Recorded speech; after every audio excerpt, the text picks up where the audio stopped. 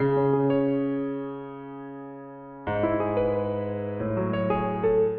Catholic Church teaches the following truths. 1. Baptized persons who dissent from an authoritative teaching of the Catholic Church become heretics. By such dissent, heretics are automatically expelled from the Church. As a consequence of their automatic expulsion from the Church, heretics are incapable of holding an office in the Church, including that of the papacy, for they are not even members of the Church. 2. The authoritative teaching of the Catholic Church's magisterium is infallible. As a consequence, the magisterium cannot authoritatively promulgate or endorse false doctrines. In view of the current situation of the Church, the conclusions derived from those two truths are 1. Since Francis, the man currently regarded by many as the Catholic Pope, clearly rejects numerous Catholic teachings and endorses religious indifferentism, he is a heretic who cannot hold the papal office, for he is not even a member of the Catholic Church. And 2. Since Francis presides over a body which adheres to the false teachings of Vatican II, and considers those teachings authoritative, he cannot in fact wield the infallible teaching authority of the Catholic magisterium. He is therefore not the Pope, and the chair of St. Peter is vacant. Both truths, that is 1, the Church's teaching on heretics, and 2, the Church's teaching on the infallibility of the magisterium, prove that Francis is not the Pope, but a heretical non-Catholic anti-pope. Both arguments are definitive and irrefutable. They have been substantiated in tremendous detail and with abundant documentation. But there's another argument that reaches the same conclusion, perhaps even more simply and more directly, and it does so without even entering into a discussion of the theological principles, facts, or arguments, which demonstrate that Francis is a heretic and must be considered one, and/or that the Vatican II sect has used what would be infallible authority, if its leaders were valid Catholic popes, to impose its false doctrines. This third argument, which reaches the same conclusion, without the aforementioned steps of argumentation, concerns merely recognizing the Catholic Church's teaching on professing the true faith and simply recognizing the content of Francis's profession of faith. In his 1943 encyclical Mystici Corporis, Pope Pius XII taught, quote, "Actually, only those are to be included as members of the Church who have received the laver of regeneration and profess the true faith," end quote. It is the teaching of the Catholic Church that you can only consider as members of the Catholic Church those who have received the laver of regeneration, that is, water baptism, and profess the true faith. Consider this very carefully. If someone does not profess the true faith, he cannot be considered a member of the Catholic Church. In the Latin of Mystici Corporis number 22, the word for profess is profitenter. Profitenter is the third person plural of the verb profideor, which means profess, publicly declare, openly confess. The verb refers to what is stated, displayed, or acknowledged out in the open. To be considered part of the Church, one must publicly state, display, and declare the true faith. In the Latin of Mystici Corporis, the words for and the true faith are veramque fidem. So the simple question is, does Francis profess, state, and display the true faith?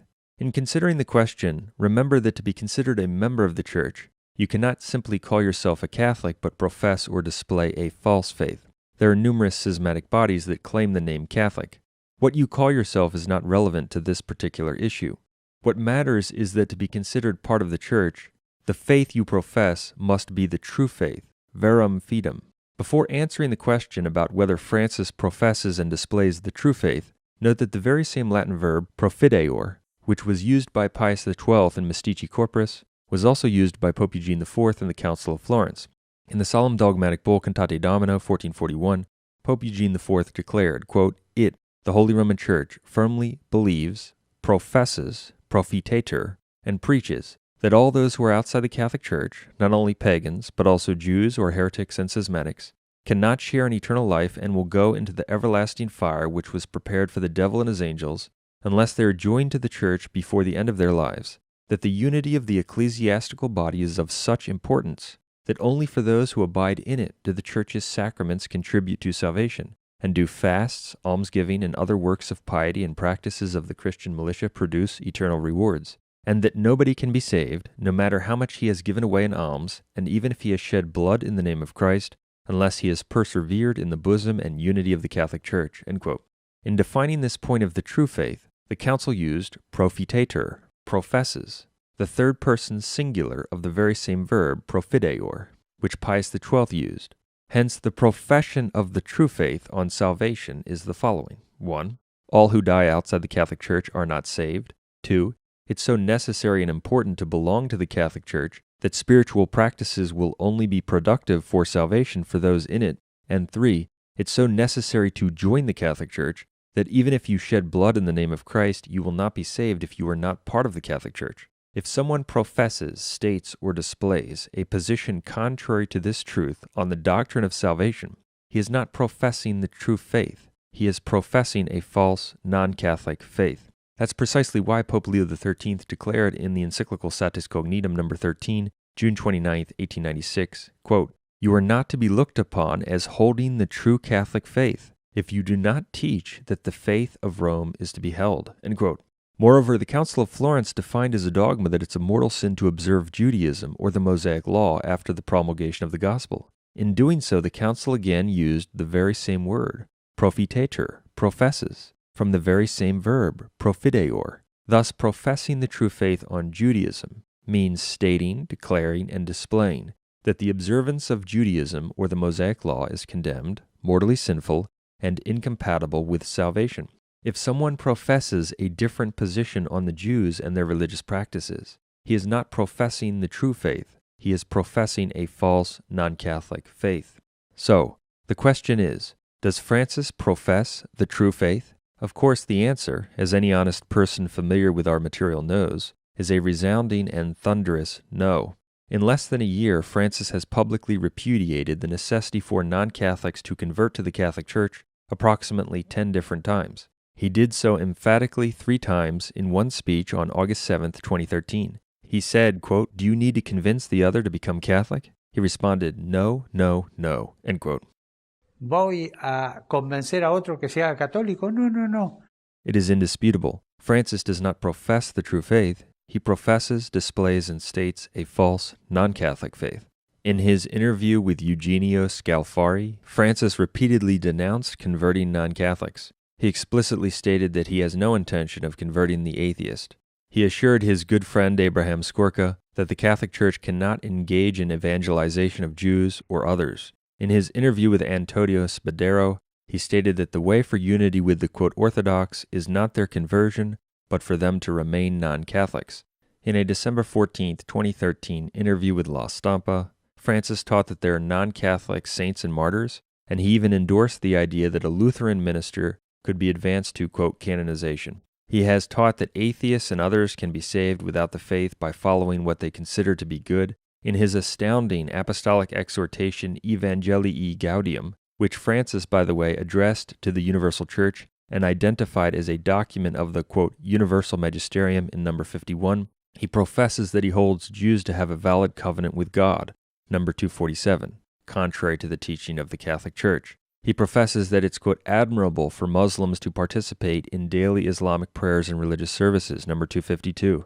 He professes that non-Christians are, quote, justified by the grace of God, number 254, directly contrary to the Catholic profession of faith and Catholic dogma that only Christians, that is, those with the Catholic faith, can be justified. In number 254 of that document, Francis also speaks of non-Christian rites, signs, and expressions. In other words, the false beliefs and wicked practices of non-Christian and pagan religions, as, quote, God's working and things which, quote, the Holy Spirit raises up, end quote. That, of course, is directly opposed to the profession of the Catholic faith, that false and non-Christian religions are the product of evil spirits.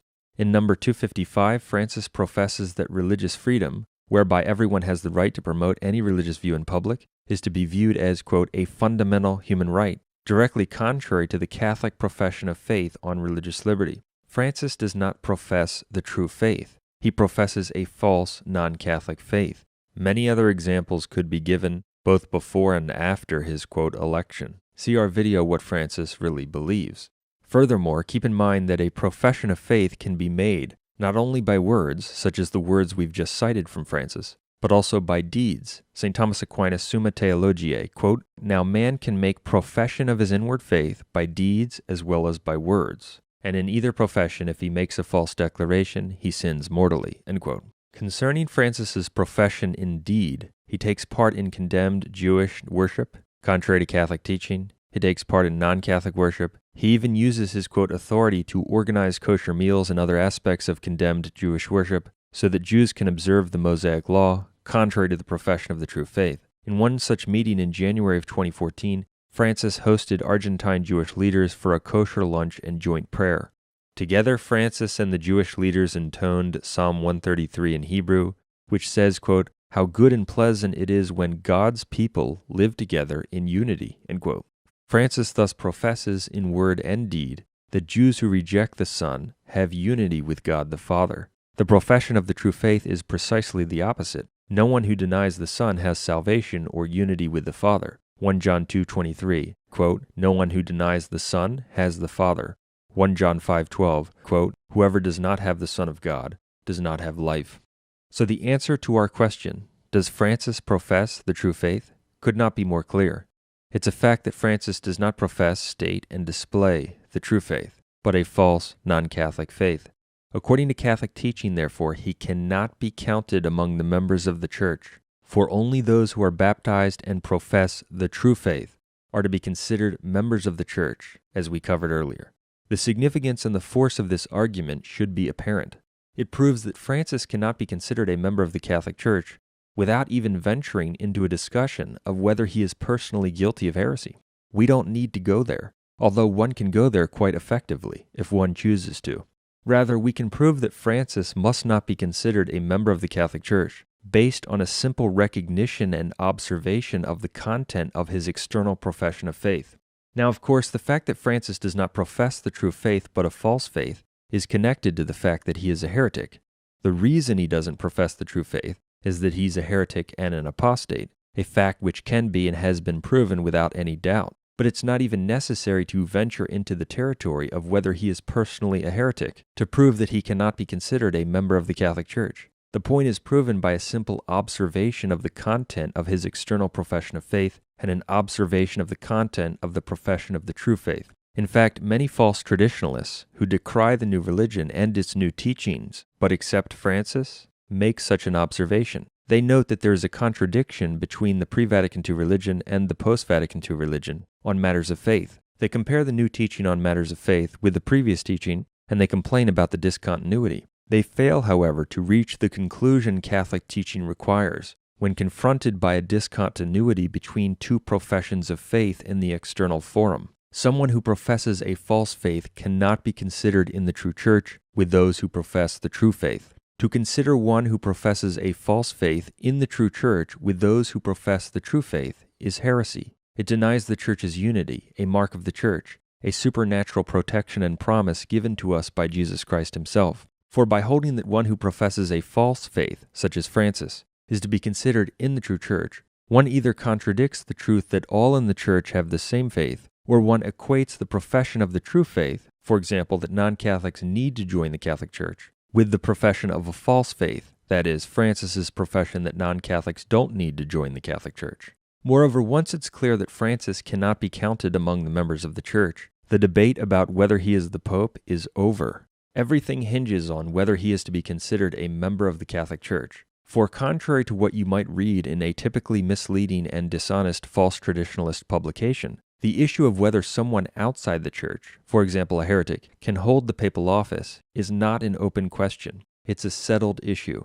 As Pope Leo XIII taught in Satis Cognitum, quote, "No one, therefore, unless in communion with Peter, can share in his authority, since it is absurd to imagine that he who is outside can command in the Church," end quote. It's absurd to maintain that someone outside the Church can command in the Church. It's therefore certain that someone who is outside the Church cannot be the Pope, for the papacy is an office which by divine law involves the power to command. The fact that one outside the Church, a heretic, etc., cannot be the Pope is further confirmed by the dogma that a Pope is the visible head of the Church, and you cannot be the head of the Church when you are not even a member of it. False traditionalists who obstinately teach that someone outside the Church, a heretic, a non-member, etc., can be considered the Pope are promoting that which is absurd, condemned, and contrary to the explicit teaching of the magisterium. Therefore, the very observation that Francis professes a false faith ends the debate about whether he is to be considered the Pope. He is not. This observation also applies to the previous Vatican II anti-popes, of course. They professed a false faith as well, It would apply to anyone who endorses and promotes false ecumenism, such as all the Novus Ordo bishops in communion with anti-Pope Francis. As Pope Pius XI's Mortalium Animos taught, to promote false ecumenism is to promote a false faith. Therefore, anyone who promotes false ecumenism cannot be considered in the Church, since that person does not profess the true faith. The consequences of these facts are profound. They prove that the very recognition of Francis as the Pope is a recognition of his faith as true. Consider that deeply. As much as false traditionalists might complain about this conclusion, there is no escape from it. Their typical tactic of accepting Francis but ignoring or dissenting from his profession of faith won't work. For Francis is not simply committing theological mistakes while professing the true faith. No, he openly professes a false faith on issues of Catholic teaching and the basic profession of the true faith. Thus, the very recognition of Francis as the Pope is a statement that the faith he professes is true. That means that all who obstinately consider Francis to be the Pope, in the face of the facts, necessarily do the following. They profess that rejecting the conversion of non-Catholics, rejecting the conversion of Jews, rejecting the conversion of atheists, and rejecting the conversion of schismatics is the true faith. They profess that the promotion of false ecumenism is the true faith. They profess that teaching that Protestants and schismatics who reject the papacy and other Catholic dogmas are in the Church of Christ is the true faith. They profess that the endorsement of non-Catholics as saints and martyrs is the true faith. They profess that supporting a Lutheran for, quote, canonization is the true faith. They profess that the public promotion of religious liberty as a fundamental human right, according to which false religions cannot be curtailed in the public expression of false beliefs, is the true faith. They profess that teaching non-Christians are justified by the grace of God without the Catholic faith is the true faith. They profess that the promotion of Islamic prayers and religious services as admirable is the true faith. They profess that considering the rites and beliefs of non-Christian religions to be the work of the Holy Ghost is the true faith. They profess that teaching that Jews can have the Father while rejecting the Son is the true faith. There's no way around it. For if they say that the faith Francis professes is false, they are saying he's not the Pope, for someone who professes a false faith cannot be considered the Pope. Hence, by stating that he's the Pope, they are stating that his profession of faith is true, and that is nothing short of diabolical. That's why this issue is so serious. It's imperative for people to reject Francis as a heretical non-Catholic anti-pope, for by failing to do so, people are falling into the acceptance of heresy and apostasy, and the identification of a false faith with the true faith.